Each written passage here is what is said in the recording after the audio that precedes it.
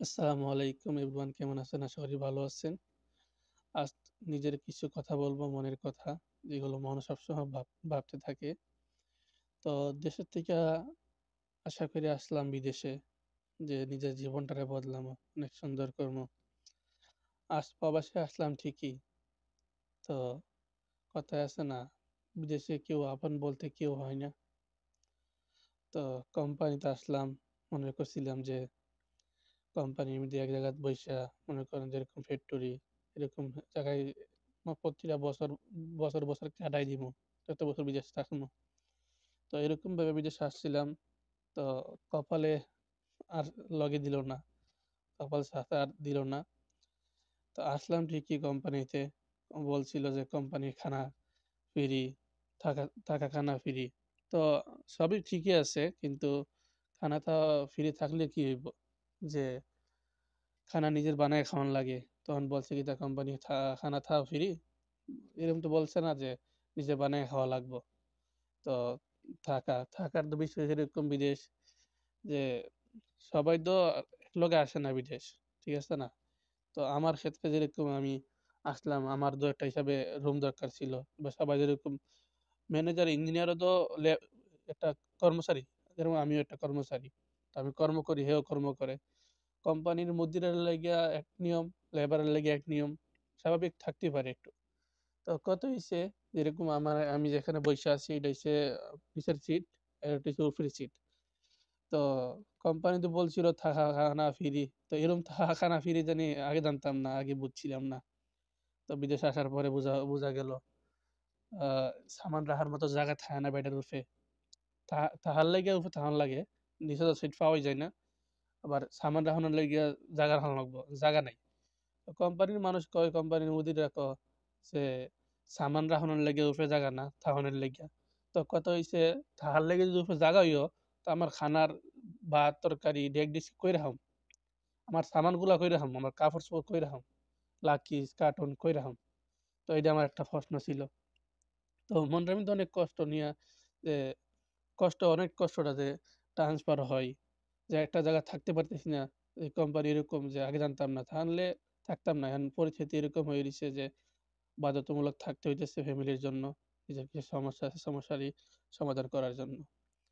তো এরকম জানতাম না যে মাসের পর মাস ট্রান্সফার, 15 দিন পরে ট্রান্সফার, 10 দিনের লেগে ট্রান্সফার। এই জিনিসটা একটা প্রবাসীর কতটা কষ্ট দেয়, কতটা যন্ত্রণা সহ্য করার লাগে।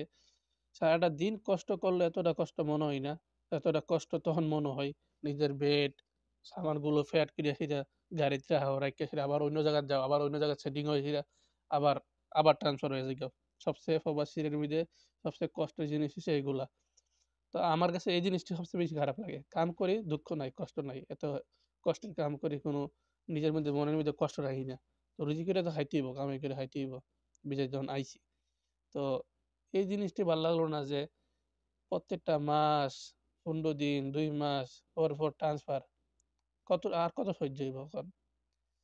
এই প্রবাসে তো টাকা পয়সা ঠিকই দিতেছে, সুখটা পাইলাম না এই বিদেশে আসার পরে। ফ্যামিলির ফ্যামিলিদের জন্য সুখ শান্তির লেগিয়া আজ নিজের সুখ শান্তি বিসর্জন দিলাইলাম। নিজের সব সুখ আনন্দ সব মাটি কইরা লাইলাম। অনেক ইচ্ছা ছিল দেশে ঘুরমু ফিরমু, হ্যাঁ, অনেক সুন্দরভাবে থাকমু। তো এরকম একটা বয়স আসলো, যে এই বয়সের মধ্যে ফ্যামিলির দায়িত্ব নেওয়া লাগতেছে। প্রত্যেকটা ছেলেই ছোটবেলা যখন থাকে ভাবে চিন্তা করে যে আমি বড় হইসে অনেক টাকা কামাইমু, ঘুরমু ফিরমু, অনেক স্মার্ট ভাবে চলমু।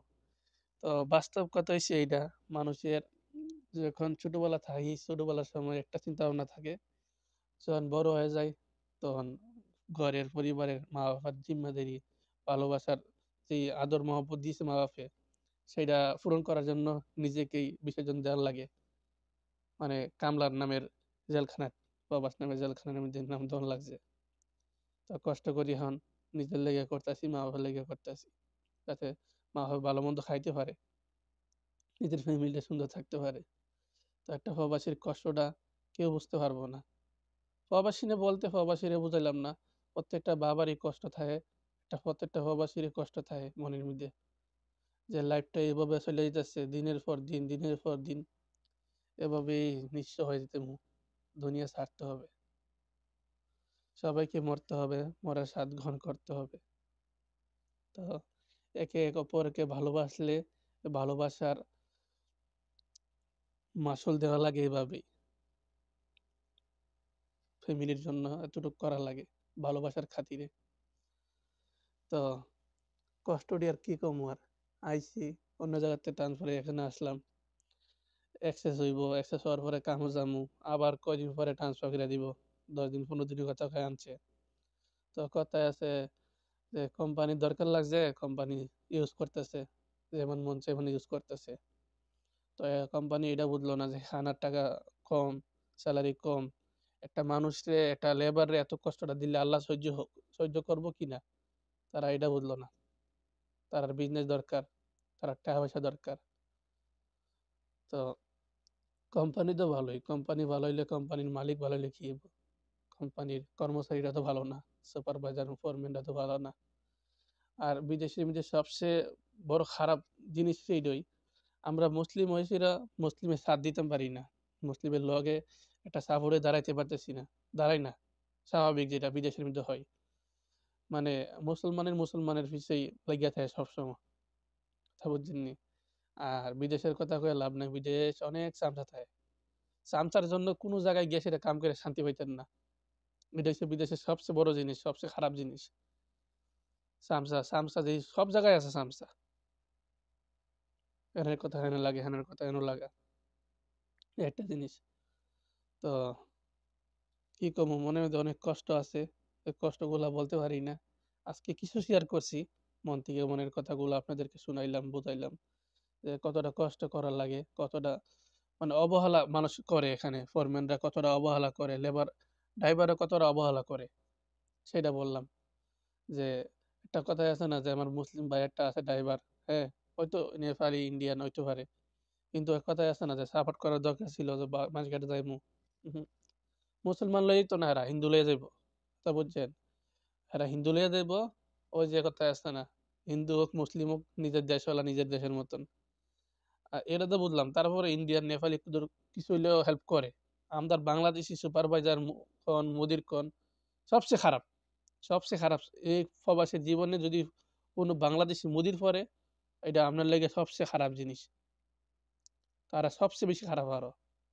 আপনারা সাপোর্ট করতো নয়, আপনারে আঙ্গুল দিয়ে আরো, হ্যাঁ, আপনারে ফুটকি মারানোর লেগে বয়ে থাকবো। এরকম। তো বাংলাদেশের সুপারভাইজার, ফোরম্যান। তো কিছু কথা শেয়ার করছি, মনে মধ্যে ছিল।